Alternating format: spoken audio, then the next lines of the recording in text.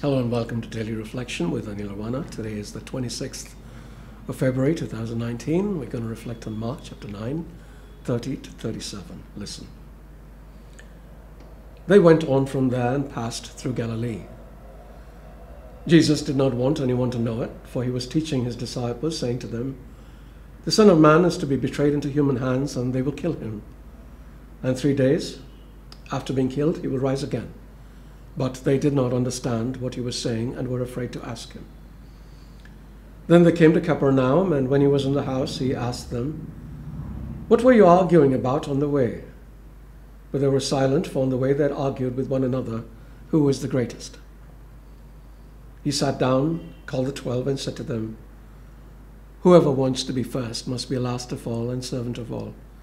Then he took a little child and put it among them, and taking it in his arms, he said to them, "Whoever welcomes one such child in my name welcomes me, and whoever welcomes me welcomes not me, but the one who sent me."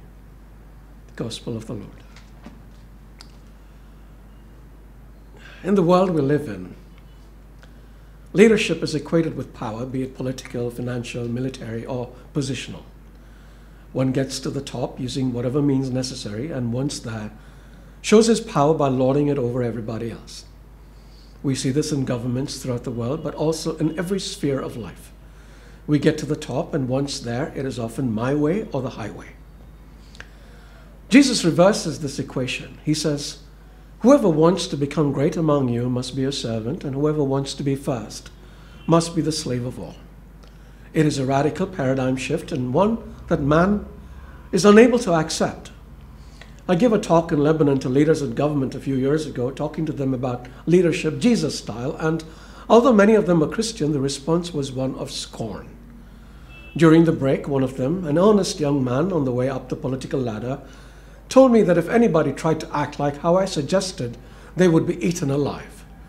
Then he asked me, without intending disrespect, I must add, if the church leadership acted in accordance with Jesus' instructions, and that ended the conversation for me because, and let's be honest here, our leadership style is a lot like the world's.